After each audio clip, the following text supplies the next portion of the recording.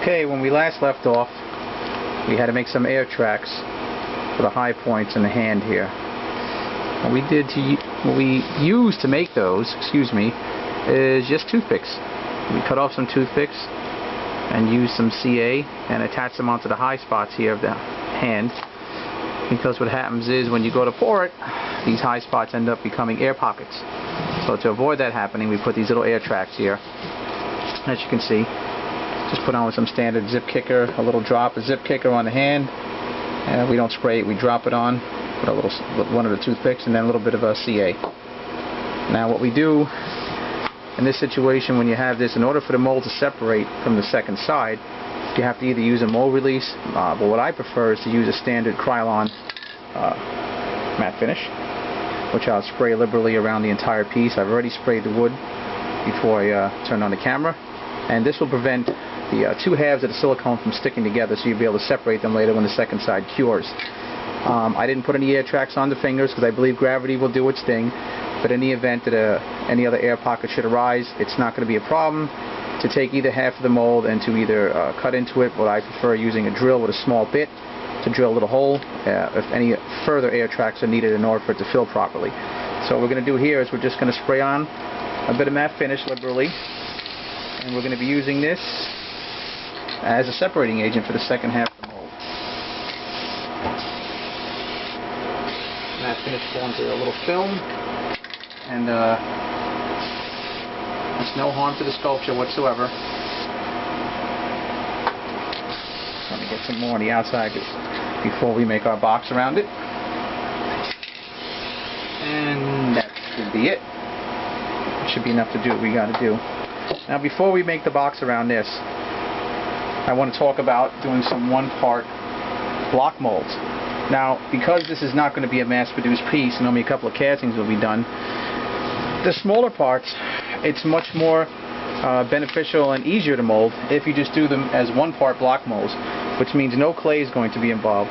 So I've chosen 3 pieces from the sculpture to do that with, and that's going to be the legs of Wolverine. And what I did is I made a mold line here with a regular Sharpie, right down where I'm going to cut it once it's cured, and then the top of the war axe.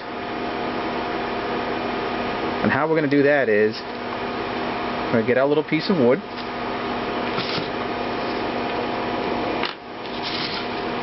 and what I like to use for pour spouts, to create pour spouts, is electrical caps. They're inexpensive, you can get them from the hardware store, and they hold the pieces nicely with a little bit of glue. Now, I've already kind of pre-measured where these are going to go on here. I have to be able to pre-measure what I'm going to use to wall them up.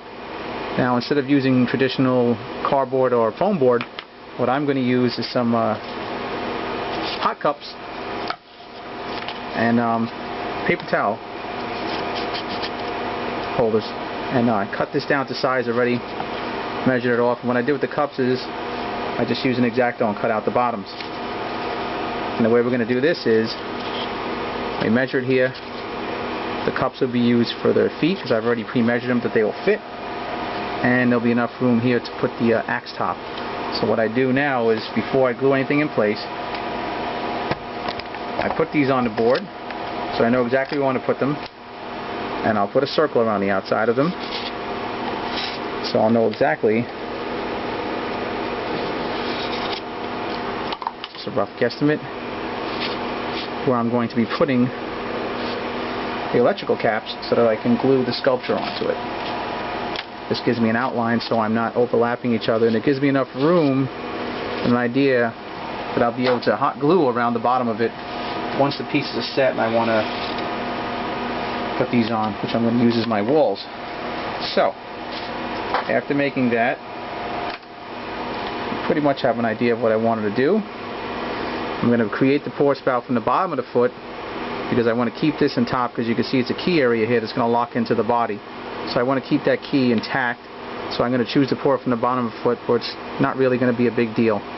So what we're going to do is make sure that the foot will stay inside the circle we made. So we do a little marking here once again, and we have to make sure there's enough space outside the front of the foot so silicone will be around it. And what we're going to do is, since we know the cap has to be roughly here, remove the foot, we'll slide this over, and we're going to glue the cap in place, and then we're going to glue the foot onto the cap.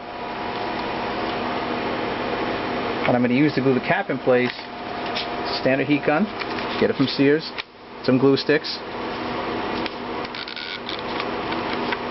I let it heat up in advance, so it'll be nice and warm. Push the cap down. Let that dry. And what we're going to do is we'll use some CA, I believe. We could use CA or hot glue. In this situation, I'm going to use CA on here to glue it down because it's going to be a little quicker, and I think the bond will be just a little bit stronger with less detail loss in the piece. So what I like to do is pour the CA.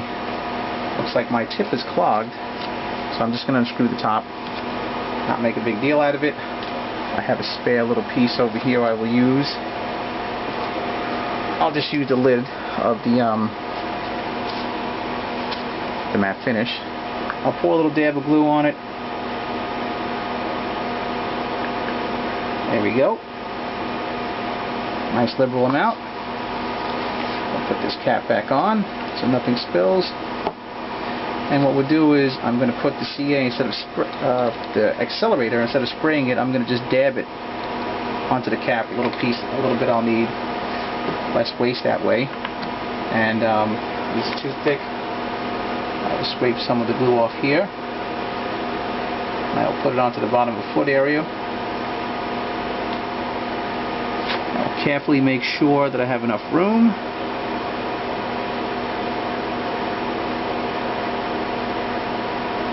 Put it onto the cap and hold it down in place and make sure it stays.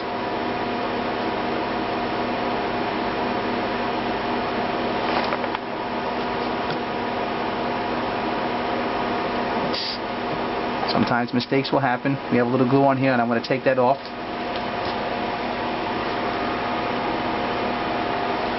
Take off the CA with a little piece of paper towel. Wipe it off. Just reapply it to be on the safe side.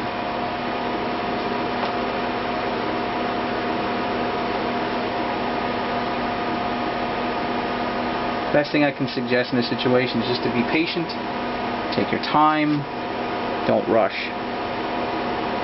Mistakes are inevitable, even for people who are experienced at doing this.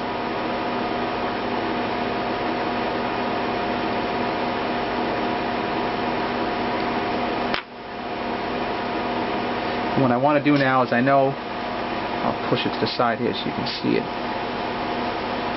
I know the toe will be a problem for air track. There'll be some air pockets trapped in there. So what I'm going to do is I'm going to take a piece of toothpick and I'm going to glue it to the front part of the boot, and it'll help stabilize it. I'll cut it down to size now, and that'll also act as an air track to fill that area.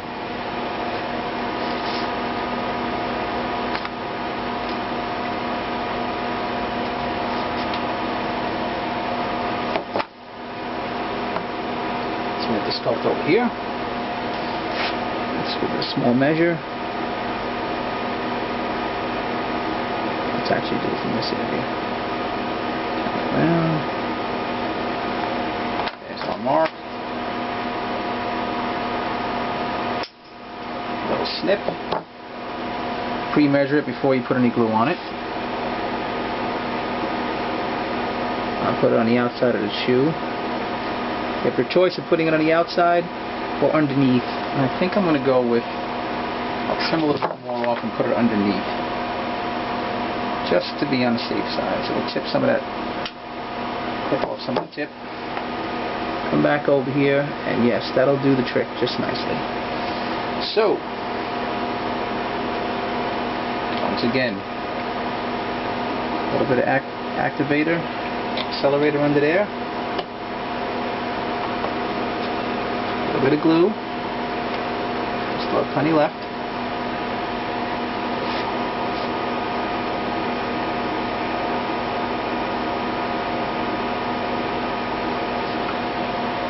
And what we'll do again now is we'll add small amount of glue onto the bottom of the pour spout there in the circle.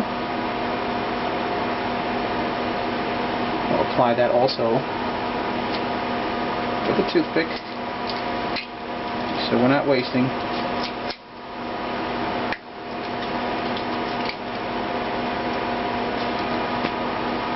Since we still have some more here, we'll just use it right from here. And I'm using the medium gel type glue. There's a little thickness to it.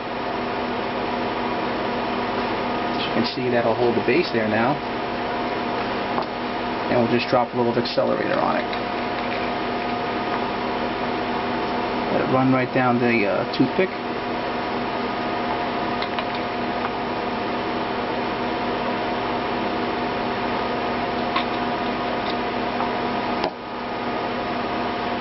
Now, as you can see from the side view, the main pour spout and the air track off the tip of the boot.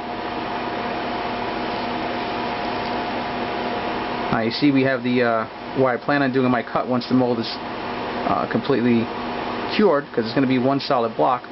You see I started my guideline down the back of the boot here, so what we're going to do is continue that guideline along the pour spout and onto the piece of wood itself.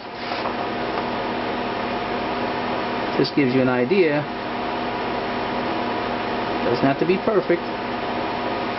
Gives you an idea of where you need to cut once the piece is cured.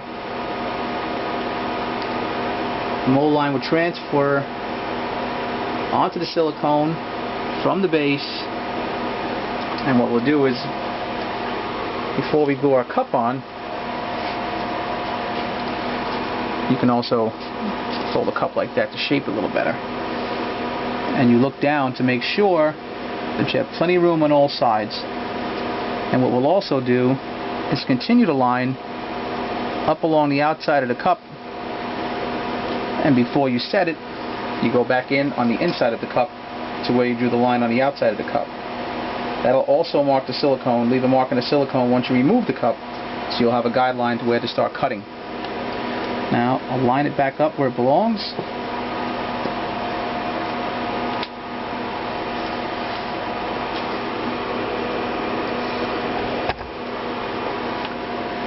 It's all lined up good, and what we're going to do is we're going to apply some glue to hold the cup in place. Just go along the outside nice and easy.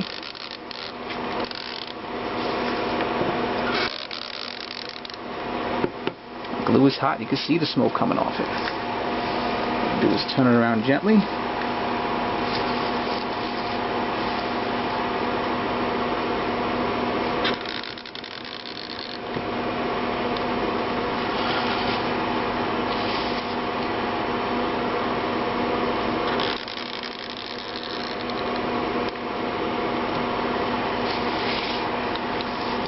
And that's pretty much the base of it. That's basically the bulk of it there.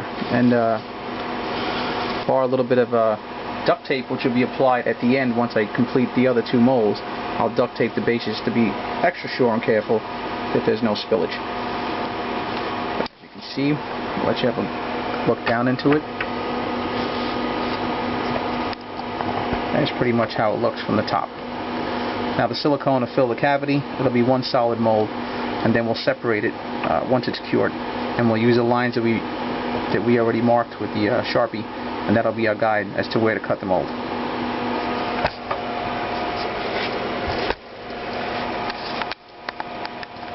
Now I'll repeat that process for the other two pieces, and then I'll come back and we will start walling up the hand.